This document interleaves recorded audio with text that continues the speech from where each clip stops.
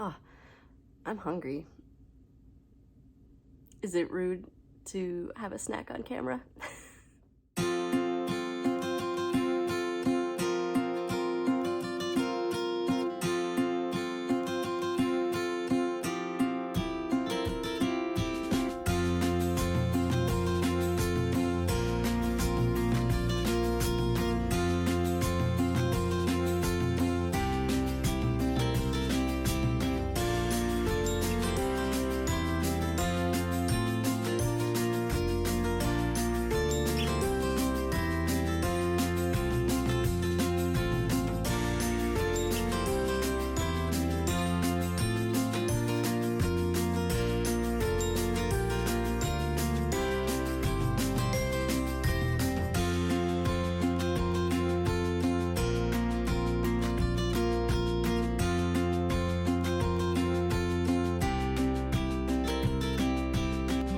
Hi, my name's Leah. I am the creator of the Eventual podcast, and I go by Miss_LJV on Instagram and Eventual on Ravelry.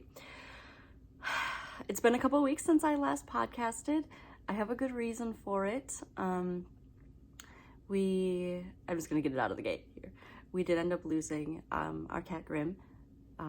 Not this last Saturday, but the previous one. So like the week that I would have recorded a podcast, we lost him on that Saturday. It's been very sad, and we've been grieving, and we miss him terribly. And so yeah, that's what I just took a little bit of time and space to deal with that. I didn't get a lot of knitting done, so I didn't really have a lot of content for last week, but I'm here now, and I'm happy to see you, and thank you for spending some time with me. Let's get started right away with what I'm wearing. I am wearing the basic raglan by Hohi Locatelli, and I knit this sweater. I shouldn't say I knit the whole sweater, but I finished this sweater while on a like girls trip up north to the North Shore in Minnesota here in 2021, fall of 2021, October. And so it's got like fun memories of just like taking it with me when we were going on our hikes, or when we'd stop at like breweries, and just hanging out at it was like I don't want to call it a cabin, because it wasn't a cabin, it was more like a rambler that was right next, like so close to the lake. It was so funny because I got there late at night the first day, and so after the little tour we saw like, whoa, there's a really big porch, or it wasn't a deck exactly, it was like a porch, like a big porch, but you could hear the water splashing. And I was like, oh, I wonder where the water is. And it was so funny that first morning going out there and being like, oh, we're like right by the water. It was like a short walk down, a little spot where you could have like a fire, and then the water. It was remarkable. Also some of the best star viewing that I've ever seen. But anyway, so I knit this. We did a lot of hiking, and I got to wear it on part of our hikes. When I finished it, I just didn't block it, I just put it on, and so I have a couple pictures of me wearing it over my like long sleeved shirt, because it was decently chilly. But it is just plain, it's just the one color. Yeah, so that is what I'm wearing. Let's get into what I have finished. The first thing that I have finished, kind of, is more of my granny squares. So this is the Granny Square yarn by Red Heart, which has gotten a lot of hate, but I've been really enjoying it. Again, I'm a pretty slow crocheter, so and I hate ends, especially with crochet, because you can't like easily weave them in doing like the weave in Steven or whatever, or following stitches is not as easy either, and I cannot imagine having this many ends per square. Five colors? 1, 2, 3, 4, 5. Yes. So I have 1, 2, 3, 4, 5, 6, 7, 8, 9, 10, 11, 12. So if other people's reviews are to be believed, I have 3 more squares that the skein that I'm using will make. I think it says 14 on the skein, but people who have knit through the entire skeins are having 15. So I am up to that amount, and I've done really well. It has not been a problem. You get kind of used to the rhythm of it, and I have found a way to, if I'm not going to end exactly on the color change, that I've crocheted, have I been saying knit at any point? I probably have. I've crocheted a little bit tighter than I normally would so that I could have extra, and then in that case you can just do slip stitches until you run out. So it's obviously easier to do slip stitches than to rip back and crochet tighter because you've run out. Again, it's not perfect. There are, you know, lots of like color bleeds, color splashes, which I think could really upset some people who are feeling, you know, some type of way about that. But as for just like the concept, I've been having a lot of fun with it, and I am going to make a like granny square bag. The one that I have selected as the like ideal, like the one that I'm gonna check out the pattern for, is by Carolyn Calderon, and it's where they're this way versus like this. I don't know how many squares it needs, but I want to say it's less than 15. So once I'm finished with that, I'll start working on making the squares for Steve's bag. This color is Frost something. I didn't bring the skeins up to tell you the name of them, but it's in my last video if you want to check it out. But yeah, I like the colors and I think they're really fun. So that's what I've been working on, primarily when I have been working on crocheting. It's been my knitting and crocheting, my fiber crafting has been a little off and on. One, because of losing Grimm and going through that sort of grief process and just wanting to just like sit, not having the brain space to do crafting. But I also have been playing more video games lately. I tend to prioritize knitting or crafting or crocheting as my main hobby, but I also have historically played a lot of video games. And I recently was watching a friend start Dark Souls, and the original, oh well, I don't know if he's playing the remastered or not, but no, I don't know, but he was playing it, and he's so unbelievably bad at it and so ridiculously salty about it, which is his nature. It's hard to explain because it's like it is and it isn't, like embarrassing angry video game people. Like we just like to give him crap and, you know, tease him and stuff.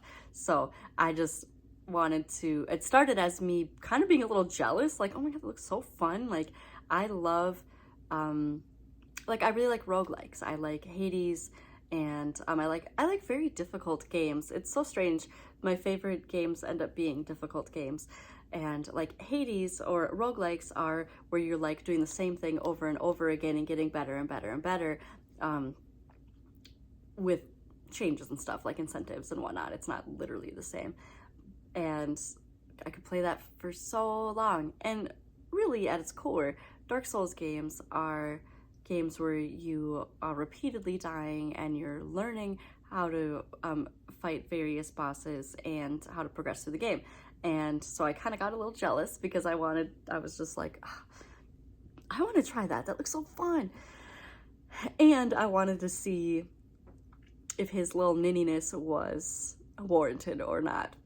And so I secretly started Dark Souls, and we were going to keep it a secret from him But then I realized as I was getting further than him, I was like, okay, well, I could, though, provide like some support in terms of like, where can you go? Because famously, the Dark Souls games tell you nothing, and it's a very big world.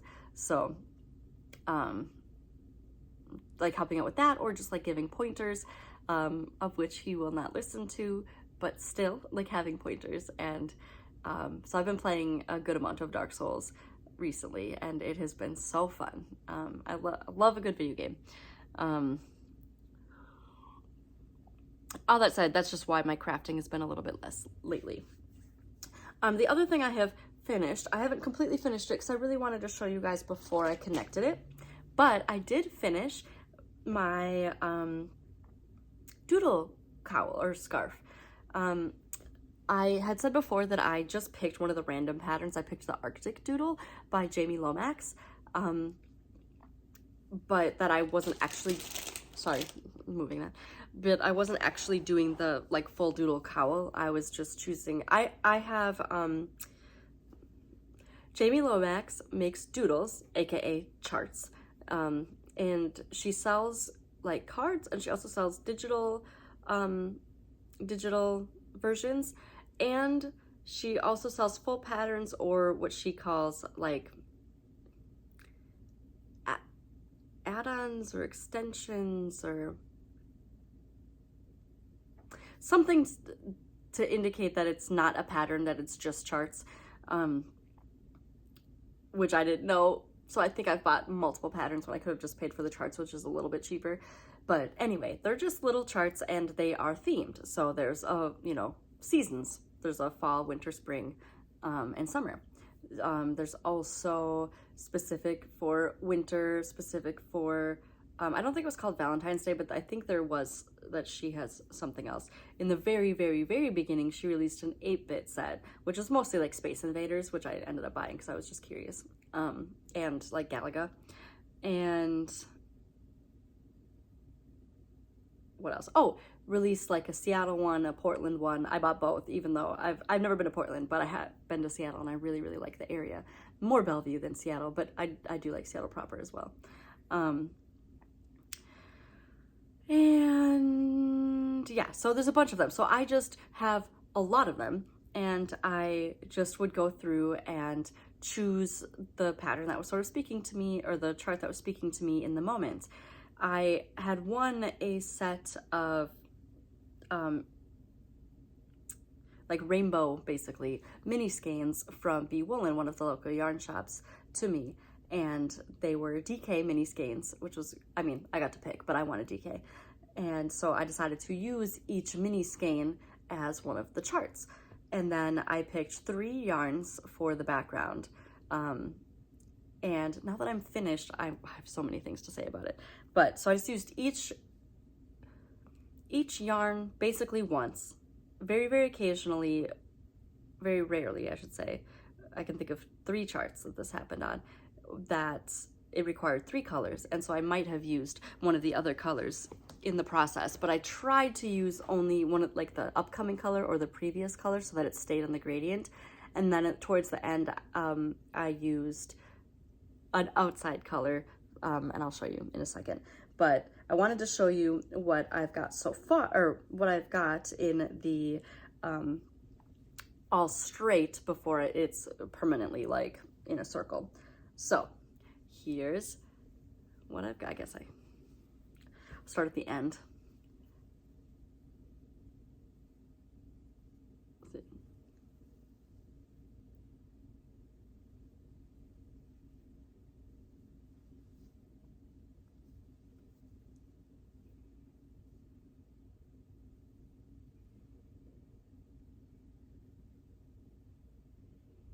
So you can see that my gradient starts in purples, goes to pinks, oranges, yellows, greens, blues, and then it's going to join into a nice little circle. Now I'm a little stressed that it is not, I was really hoping that I could get it, well, I guess I can stretch it, I guess, but I wanted to be able to get it to wrap twice, but I don't know if I'm going to be able to. But I mean, I could always add on, I guess, and just do something else. But yeah, so I started with the little hats, and then I did like one of the Valentine's motifs, or like spring hearts, argyle, the little yarn skeins from the Rhinebeck deck. I can't remember if this one was spring or winter. Just a little sort of flowery looking motif. Then just sort of a geometric. Then the snails, which did end up, for the most part, like softening up. They were pretty pulled in. It was a 3-color one. It was my first one, and I did not, I feel like, properly tension my yarn, but I think it came out good. More hearts. Some leaves from the fall one. My nephew picked out this motif for, and this background. And there's a butterfly from the spring. Little goldfish from the summer. Star, I can't remember, I think it's the summer, maybe. So I think this is like more holly. This is like a lime green from the winter. A little bats from the fall. Another little winter motif here. And then from the actual Arctic one, did I not do it? Oh yeah, okay. From the actual Arctic one, I did the trees. Oh, this one's one of my favorites. So good. This was a 3-color one, and look how much better I did. And then penguins. So for the penguins, I did use a gray. Walruses. I can't remember if this one's from the Arctic or from, I think it is. And then this umbrella. I can't remember which deck this umbrella one was from, but there's multiple different versions of umbrellas. And this one is also 3-color. I don't know if you can tell, but yeah, I used the last 2 colors, or this one might be the same as this one. I can't remember. I think I used the last 2. There was a blue that I felt like didn't really fit in the gradient exactly. Like it didn't move nicely, and I wasn't sure it was supposed to be like where it was supposed to be. So I just put these last two together. But there's multiple different kinds of umbrellas, and that was the one that I wanted for my final motif. So I think it turned out really well. The instructions don't tell you how to sort of like use your colors, and I had a lot of trouble. I get pretty perfectionistic about how to do the colors, and what I mean by that is I don't in the moment. I'm just like, yeah, we're cool. We're just going with it. It's fine. But then when I'm looking back at it, I'm like, I don't know what would have made this better. And if you look at Jamie's Instagram or her projects, like she's really good at figuring out like colors and backgrounds and which yarn should go together. The 3 yarns that I used for this, I don't remember, I hope I have my project page, but I don't remember what yarn this background was. Oh, this might be actually a bee woolen, light pink. This maroon is definitely a bee woolen. And then I believe this, it's not a white exactly, it's like a speckled white, so you can see like purple specks within there, like purples and pinks. And that's from, I believe, Haute Knit yarn. And it's a really pretty skein of yarn. It does get pretty intense sometimes, and it kind of looks like accidental, but it's not. But you know, like Jamie, if you look at her, I haven't like studied them, and now that I finished this, I want to start a new one.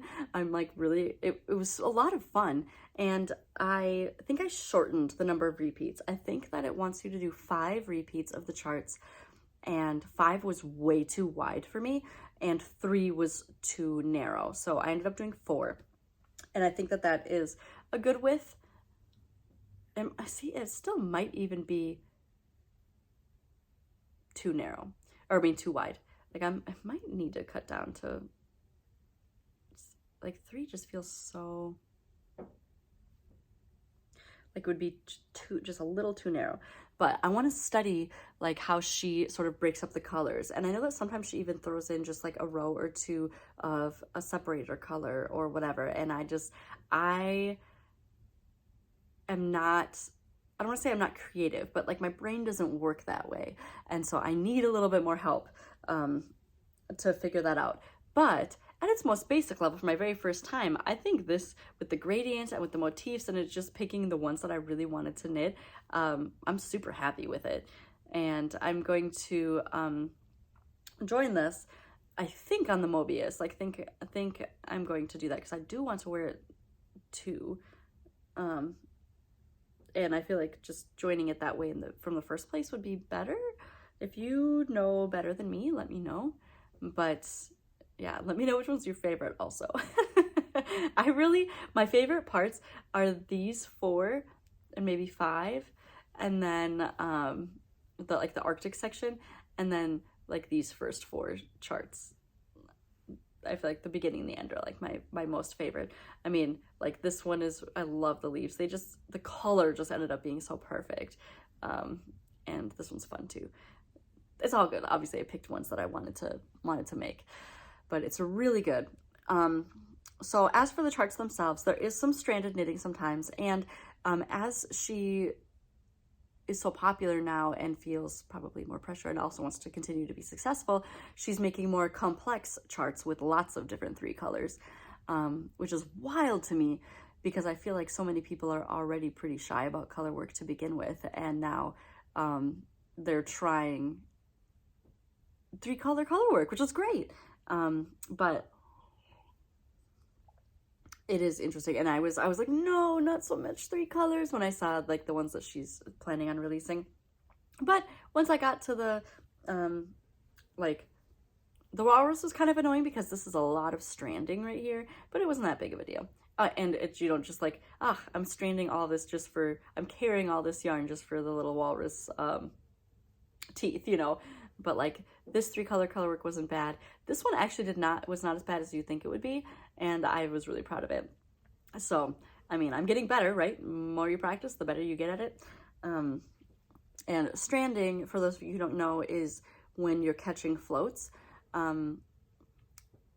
Typically, I think the recommendation is to catch floats if you're doing like 4 to 5 stitches in between colors. So like, let's say you're using the blue and then you use the maroon for, let's say it's going to be 7 stitches. A lot of people will want to catch the float on the 4th or 5th stitch so that it is attached in the back before moving on to the next. Some people say that catching floats is to make it so, like, let's say if it's a sweater, when you put your arm through it or you put your head through it, it's not going to catch. But also, if you have too many stitches between those 2 color usages, the yarn then tends to be a little bit sloppier on the next stitch, either because it's too loose or too tight. So either it's pulled back into the fabric and you can't see it very well because it's too tight, or it's too loose and then the stitch, like the leg of the stitch, ends up pulling out and becoming loose.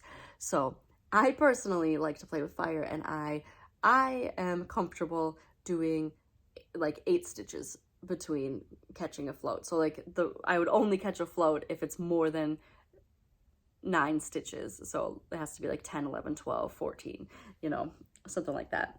But generally speaking, I try to leave as much space because I feel fine about the way my color work tensions. And I mean, look at how good it turned out. It's good, you know, looking good. But I'm really excited about that. We'll see how that ends up. Oh, I haven't woven in any of the ends other than as I'm like taking this really big fat stitch right here and pulling the yarn. I'm like, oh, that's just one of the ends. I haven't woven in any ends other than ones that I just happened to weave in Steven while I was color changing. So I'm gonna go through and secure ends that that need it. But I'm not too fussed about it since it's all going to be on the inside. I just don't want like full ends coming out and undoing, you know, a stitch because it hasn't been secured in any way. So when you have something that is in a full circle, you don't necessarily have to weave. You can just tie them off and that's totally fine. So, I mean, there's obviously a lot of ends in this scarf, but it's not going to be as big of a deal to deal with. So that is Doodle Cowls by Jamie Lomax. The last thing I have to show you is progress that I have made. So this is an an in progress, and I guess technically all of the things I just showed you are in progress, so I don't have anything like actually finished. Wait, actually, I'm going to show you Quinn's hat, which it's the little bear beanie from last episode, because I actually have it this time, and I just want to show it to you in its fully finished process. Oh, it's so cute. So cute. Very easy to do. Cute little bear ears. He's got to sew them on afterwards. And honestly, yeah, you have to sew them on afterward. I was like trying to think of like, could you pick up? It's like, no, the way that to make them like cute little roundy things with little, I don't know, you need to knit flat and sew it. And so like I said, I made the brim longer, and then I did 2 rows of knit so that it makes like a hard line for folding up. And so then the beanie folds up on the purl rows on the other side, and it is really nice. He wears this all the time, and it works out so well. And I mean, it's been an insanely warm winter. It's so funny when the rest of the country is experiencing like very cold temperatures and like ice storms and unusual snows. For once, Minnesota is like, no, we're experiencing record warms, and it's going to be in the 50s. We've had such a non-winter. We've been able to, like, even today was like 37, 40 Fahrenheit, and we took a walk outside, the 3 of us, you know, and Quinn was wearing this hat, and I was wearing my little hat, and I was wearing this. I definitely warmed up as we walked, but it was cold at first with the wind, because I mean, air still goes through sweaters, and I was just wearing like a tank top underneath. But double thick, definitely good for current weathers. Probably wouldn't be great when it gets like below 0 Fahrenheit, but for the amount of cold we've had so far, it's been perfect, and I love it, and it looks so cute on him. Okay, last thing that I have knit, or have been working on, is the Sunday sweater by Petite Knit. It is a top-down ribbed. The yoke is going to be ribbed, so the whole thing isn't going to be ribbed, but the yoke is, and just every few inches you're increasing your knits and purls in a specific way. And yeah, my little stitch marker, I think from Lock and Lou, with the cute little snowman. But I've been working on that. Oh, and I've been meaning for multiple episodes to show you. I can't remember. I'll put the company name on the bottom, because I have to see where I got it from Etsy. But I had these cats on my Christmas list, and it was a set of like 5 or something, and I didn't get them, and I really didn't want to miss out, and I went back to the shop, and there was only 1 set left, and I bought it, and it's so cute. And it's got the round lobster clasp. And this is the black one. It's black and white, but that's okay. It's the black one that's representing my Grammy. There's so many cute ones. I love them. They're honestly some of my favorites. Like little hanging cats, like you're grabbing them by their scruff. There's a like lighter colored Siamese one. I forgot the time. I only have 10 minutes. A calico one. Tabby. And then like a pink, like anime style one. Maybe a gray one. Either way, they're so cute. And so I'm using the black and white one, or the black one, to represent Grimm. And then for a different project, I've got not for a different project. I was for a different project, but I finished. But I was using, or no, it's on my prismatic sweater. I haven't made any progress on my prismatic sweater, so I'm not showing it this episode, but hopefully I will for next episode. I'm using the calico one to represent Trini, who also passed away in December. So that is it for everything that I have been working on. Oh, here's the Siamese one. The Siamese one is so cute. It's like, we're not going to replace Grimm with another cat. Both of my cats, they were brothers, and Nero's gonna be 17 this year. And we have lived with multiple cats in multiple places with them, and they were bullies to every cat but each other. And so I can't imagine the nightmare it would be to try to introduce another cat and then have him bully it, even though he is very clearly lonely and confused without Grim. And so we're not, I don't think, going to get another pet until after Nero has passed. He's just going to be an alone boy. He'll have Quinn as Quinn gets older. I mean, assuming he lives 3 more years. But in looking at, like, my dad used to have the dark Siamese cat, and but one of the ones is like the little light Siamese. And it's like, oh, I definitely want I want a Siamese, and we're gonna get a dog when Quinn is school age, like after we move out of this house. We're gonna move to a new place with a fence in like 3 years.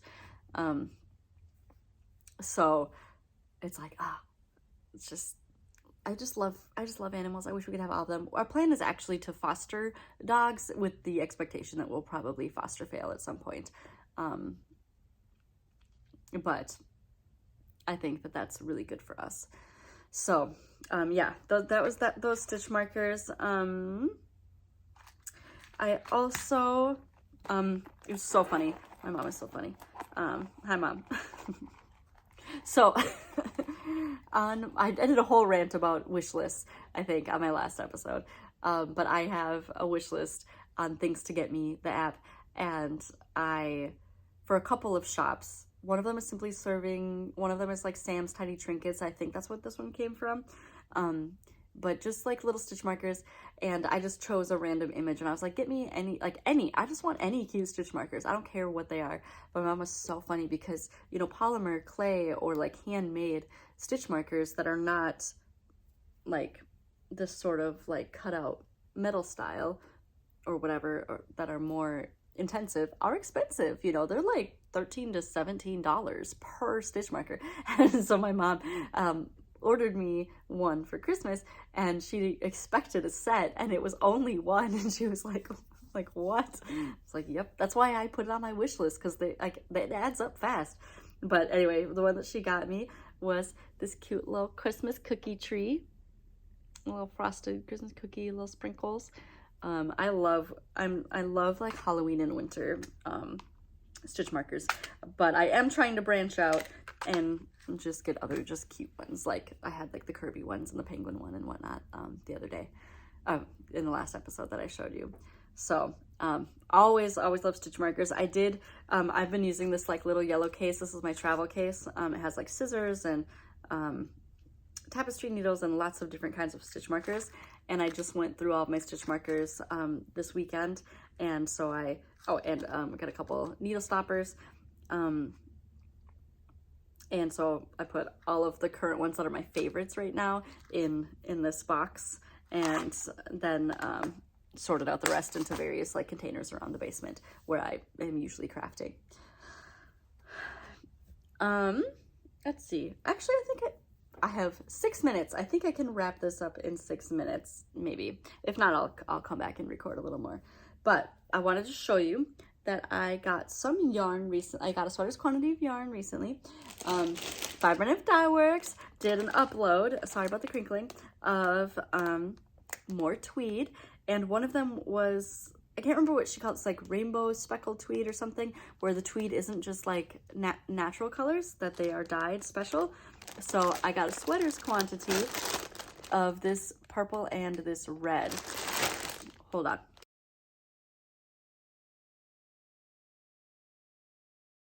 So there wasn't enough of either one to get like a full sweater quantity in one color. So I'm thinking of doing like color block stripes. But I got Vivid Violet Blue semi-solid and confetti. It's confetti tweed. So yeah, look at all these colors in the tweed. It's just so fun. And then confetti tweed habanero. I didn't even think about that. Our cat's name is Habanero. We just call him Nero because animals tend to only recognize a couple syllables, so we call him Nero. Okay, this is really not doing it justice. It's more of like it's a really like bright, shocking red. I feel like it's coming out more orangey or more brick, but it's not. It's kind of like this, but a little bit more like pink undertones. But yeah, so I got 3 skeins of the purple and 2 skeins of the red, so it'll be more purple than red. But my plan is to stripe it somehow so that I can use all the skeins. And I'm really excited about the confetti tweed. I love a good tweed. Yeah, so that is, I mean, really everything that I have been working on at this time. My plans are to continue the prismatic sweater. Hopefully next time I'll have a market bag for you, or at least part of one, and maybe start a new doodle cowl or doodle scarf, and of course make more progress on my Sunday sweater. Anything else that I want to be working on? Oh, and then hopefully starting the granny squares for Steve's bag, because he needs a new like travel bag. Like, and by travel I mean like when he like takes his systems and goes, we each take a day on the weekend where one of us is watching the baby and the other one is having a whole free day. Generally, sometimes it's like half days and whatever, but like we really try to like let each parent one day a week have like a full day as much as possible to themselves. I tend to spend the first half of the day sleeping, which is great, and then I spend the second half of the day doing crafting and like walking and stuff like that. It's just like peace time. Real quick, in other news, I mean, we took Quinn to his 9-month appointment on the 22nd, so like a week after he turned 9 months old. And then like the next day, he's like, explode! I can do everything now. And he like pulls himself to stand. He's almost cruising, but not quite. And cruising is when you're standing and holding on to something and being able to move around. Like let's say holding on to a fence, as like a low fence, and being able to like move while holding on to it. And he started crawling. He does this goofy like lurch crawl where he doesn't cross crawl yet, where he's like alternating hands and feet, but he has one knee and then he puts his foot and drags. It's almost like it's kind of like a bear crawl, but he only does it with one and he drags his other leg. And so yeah, he's been getting everywhere, which is great. I'm so happy about it. But we had to start putting, this is a retractable, like soft gate, but we ordered a metal gate for by the stairs. And yeah, okay, I really have to go. But thank you so much for being here, and I love that you come back and share your crafting stuff with me.